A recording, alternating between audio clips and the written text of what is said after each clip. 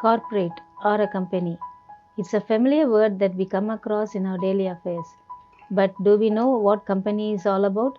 Though we know that it is a business unit, do we have a clear understanding about the form of business organization to which it belongs to?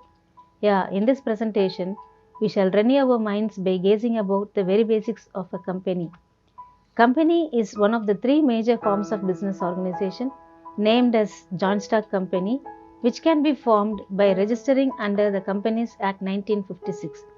Since it is formed by registration, it is considered as an individual or a separate legal person in the eyes of law, which has its own name and functions on its own name by use of common seal, has an advantage of perpetual succession with limited liability of its members. While talking about registration, it is to be kept in mind that a lot of legal requirements are to be fulfilled, such as choosing a name, getting it approved from the Registrar of Companies in the state or union territory where it is to be located, framing memorandum of association and articles of association, the major governing documents of the company, specifying the particulars of proposed directors, manager or a secretary, and particulars of shareholders of the proposed company, and so on. Once the registrar is satisfied with all the formalities, he will issue a certificate named as Certificate of Incorporation, which is your company's birth certificate. A private company can commence its business as soon as it gets Certificate of Incorporation. But in case of a public company, it has to comply with further some legal formalities and get Certificate of Commencement of Business.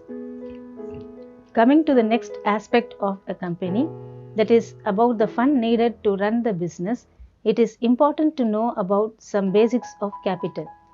Since a company is a business unit, it needs both the capital of its own and borrowed capital to have balanced capital structure. At this juncture, it is important to realize that a private company cannot raise capital from general public, but a public company can do so. A public company can raise its own capital from the general public by way of issuing shares. When people invest their money in the shares of a company, they become the shareholders, or in common terms named as owners of the company, and for which in turn they get dividend from the company depending upon the profit it is earning. A certificate named as share certificate is issued to the shareholders, specifying the number of shares held by them in acknowledgement of money received. In a similar way, when a public company wants to borrow from the public, it can issue debentures to the general public and get fund or borrowed capital. Such persons are technically termed as debenture holders or commonly as creditors of the company. These debenture holders get regular interest at a fixed rate for their investment irrespective of profit earned or loss suffered by the company.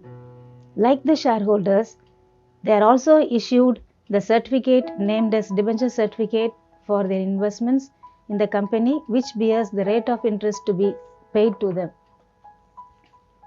Regarding its management, though the shareholders are the members of the company, they cannot manage the business unit since they are large in numbers. So, the management of company is vested in the hands of some elected representatives of the shareholders who are called the board of directors. A minimum of 3 directors in case of public company and 2 in case of private company is needed. Such elected directors are responsible person to conduct all business activities right from raising capital till the administration of business unit. These directors are recognized as primary organ of the company, and so they are held liable if the company suffers any loss or damage.